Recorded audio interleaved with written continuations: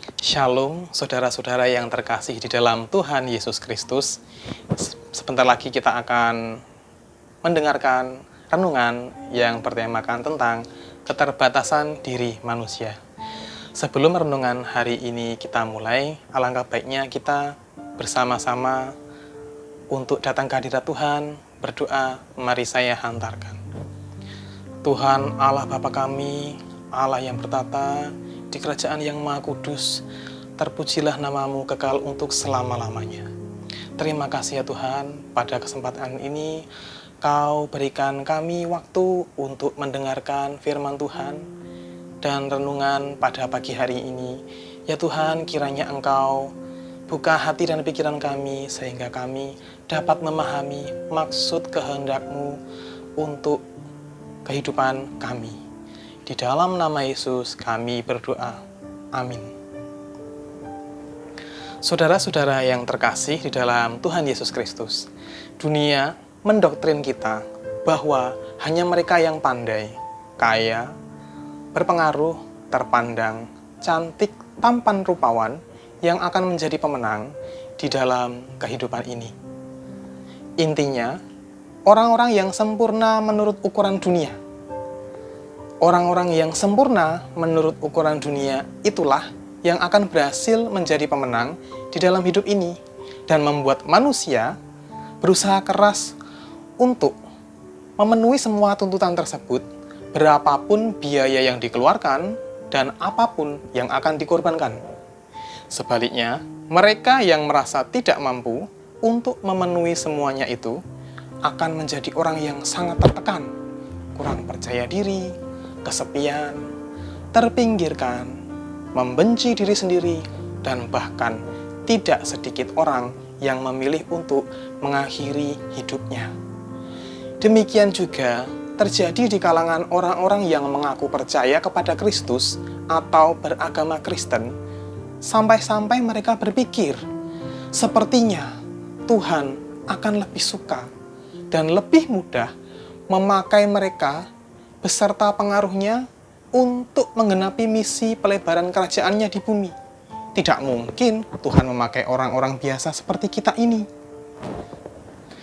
Tahukah Anda bahwa sebenarnya setiap orang mempunyai kelemahan, keterbatasan, atau ketidaksempurnaan, baik secara fisik, emosi, dan intelektualnya.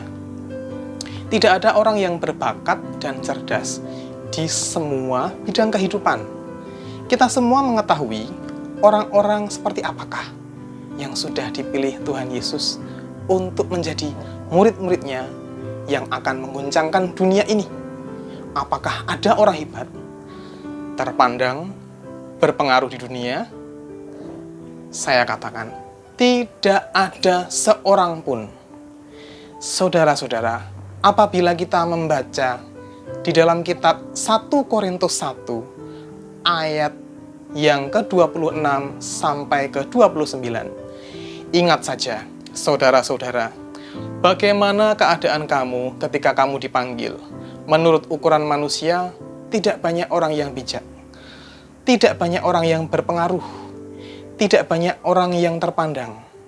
Tetapi apa yang bodoh bagi dunia dipilih Allah untuk memalukan orang-orang yang berhikmat, dan apa yang lemah bagi dunia dipilih Allah untuk memalukan apa yang kuat, dan apa yang tidak terpandang dan yang hina bagi dunia dipilih Allah. Bahkan apa yang tidak berarti dipilih Allah untuk meniadakan apa yang berarti, supaya jangan ada seorang manusia pun yang memegahkan diri di hadapan Allah. Hal ini tidak berarti bahwa Tuhan tidak mau memakai orang pandai. Paulus yang menulis ayat-ayat ini pun adalah orang yang pandai, dan ia pun dipakai Tuhan. Memang ada juga orang yang bijak, berpengaruh, dan terpandang yang dipakai Tuhan. Tapi seperti itu tidak banyak yang Tuhan panggil, kata Paulus. Jadi, maksud firman Tuhan di dalam 1 Korintus 1 ayat 26 sampai yang ke-29 ini adalah jangan kita mengira bahwa Tuhan hanya memakai kekuatan kita, tetapi Ia juga ingin memakai kelemahan, ketidakmampuan, keterbatasan, atau ketidaksempurnaan kita untuk kemuliaan-Nya. Supaya jangan ada seorang manusia pun yang menyombongkan diri di hadapan Tuhan. Yang dimaksud Paulus dengan apa yang lemah bagi dunia ini, saya ulangi, yang dimaksud Paulus apa yang lemah bagi dunia ini adalah keterbatasan yang kita warisi atau sudah bawaan kita sejak lahir, yang tidak dapat diubah, mungkin secara fisik, atau misalkan bakat talenta di bidang tertentu, yang membuat kita kadang menarik kesimpulan bahwa Tuhan tidak akan pernah memakai orang dengan keadaan seperti saya ini. Ya, saya punya kabar baik untuk saudara sekalian. Tuhan tidak pernah dapat dibatasi oleh keterbatasan kita. Amin. Bahkan Tuhan suka menaruh kuasanya yang besar itu ke dalam wadah yang biasa, yang rapuh, yang cacat, dan yang mudah pecah, seperti bejana tanah liat atau keramik biasa. Firman Tuhan di dalam 2 Korintus 4 ayat yang ke-7. Demikian firman Tuhan, tetapi harta ini kami punya dalam bejana tanah liat, supaya nyata bahwa kekuatan yang berlimpah-limpah itu berasal dari Allah dan bukan dari diri kami. Demikian firman Tuhan. Kita pasti ingat cerita tentang pertarungan antara Daud dan Goliat, bukan? Tuhan tidak memakai Raja Saul yang notabene memiliki perawakan badan yang tinggi besar, yang tentunya secara duniawi lebih ideal untuk melawan Goliat yang tinggi besar juga perawakannya. Tetapi justru Tuhan memakai Daud yang di mata dunia dia adalah seorang yang lemah. Daud masih remaja, masih kemerah-merahan, tidak diperhitungkan, dan tidak memiliki senjata tajam. Daud digunakan Tuhan untuk mempermalukan yang kuat di mata dunia, yaitu Goliat, dengan senjatanya yang lengkap.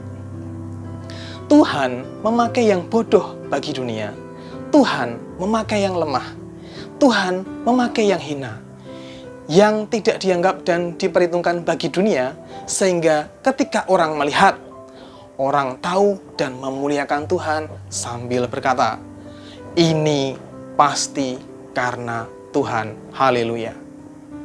Campur tangan Tuhanlah yang memberi perbedaan dan memberi kemenangan. Jadilah diri Anda sendiri, tidak perlu menjadi orang lain. Karena Tuhan suka memakai potensi kita dan juga kelemahan kita untuk kemuliaan-Nya. Amin. Tuhan Yesus memberkati kita semua. Shalom, saudara.